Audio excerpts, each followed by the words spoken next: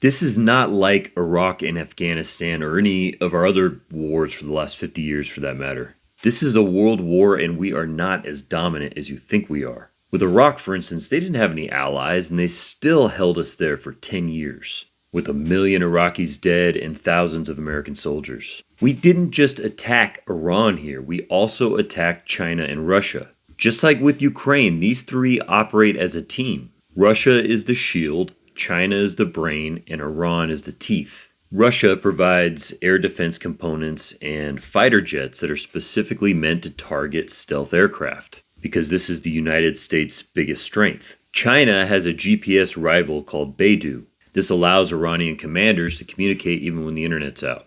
They also use their 500 plus satellites to give Iran real-time signals intelligence on every move of the US Fifth Fleet. And then Iran has a huge stockpile of ballistic missiles and drones. These are much of what Russia has used in Ukraine. They have what's called the Shahed 149, which can fly at 35,000 feet, drop a half-ton worth of explosives. This is what they use to target the U.S. air bases in Qatar and Bahrain.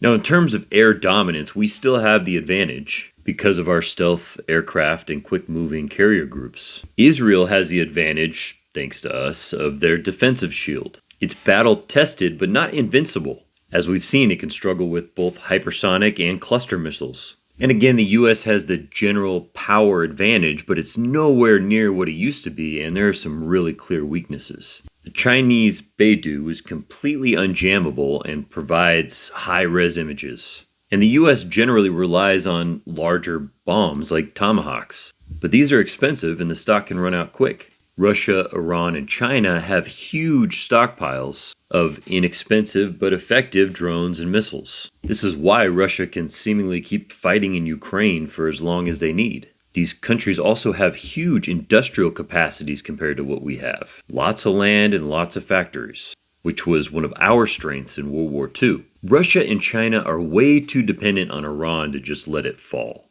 And drawing us into a prolonged conflict helps them tremendously. So there is no chance this ends quickly unless Trump somehow backs off.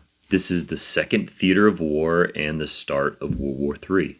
I pray to God that cooler heads prevail, but I don't know the last time I've seen one of those. Even the Democrats seem hell-bent on supporting Israel no matter what. So either Congress gets its act together or a lot of Americans are going to die.